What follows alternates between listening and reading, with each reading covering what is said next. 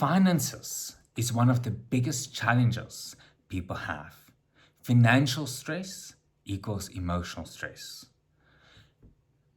If you have financial stress, it has a direct impact on your emotional well-being. So how do you know you're mismanaging finances? You are mismanaging your finances when you're always in debt. It's not about the amount of money you earn. What's more important is what do you do with the money you earn. The choices you make with the money you earn is more important than the amount of money you earn. I want to share with you some financial concepts today.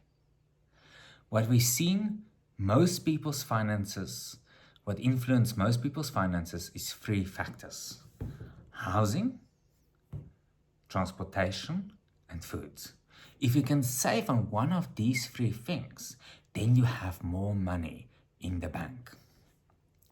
So, how do we save on housing? You can downscale, you can go to downsize, especially if you rent. If you don't want to downsize, you maybe have an extra room, you can get a roommate, or you can rent it out on Airbnb. Or if you maybe have a flat in your yard, you can rent that flat out and get extra income. That's how you can save money on housing. Let's look at transportation. You don't need the biggest car. You need a reliable car that takes you from point A to point B. And that means it can be the cheapest car as long as it's reliable.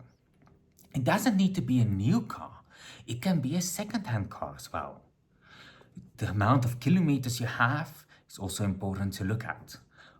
It's also important to look at the supplier, because some motors spares is much more expensive than other motor spares.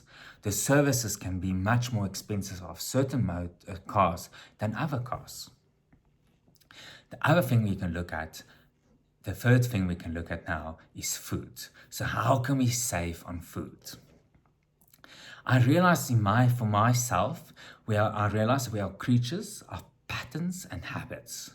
To save on food, it's good for me to have like a little bit of a food journal to keep track of what's the type of things I eat. And then it can even help me to keep track and eat more healthier as well, to change that habits and to change that patterns. But to save money, what works for me is I do online shopping. I realize when I'm in the supermarket, I buy stuff I do not need. And this looks nice and that looks nice, and I spend more money than what I actually budgeted for. And when I do online shopping, I can actually see, this is the amount of money I actually spent, and this is what I want. Maybe there's a cheaper product or there's something else. It's much more manageable. So online shopping for me helps me to budget much better food.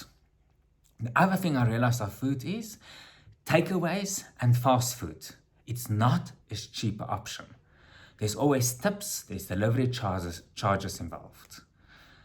It's best actually to prepare your food for maybe a meal, your meals a week in advance, and over weekends you do some meal preparation. I've also realized is sometimes I can buy in bulk. So I can buy bulk mince, but I can make mince balls of it, I can make pasta with it, I can make other savory dish of it. There's so much I can basically do with one thing. So sometimes to buy a certain product in bulk is not always a bad choice.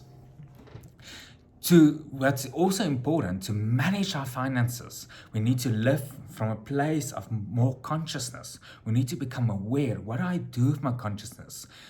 Why do I do what I do with my consciousness? And how do I spend my money?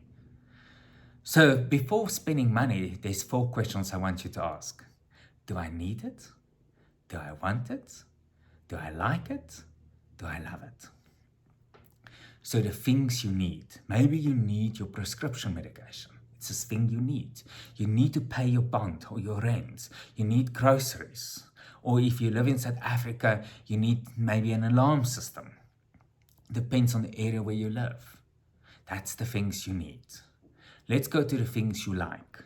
The things you like is usually, I like that TV game, or I like this gadget, but it only lasts for 6 months.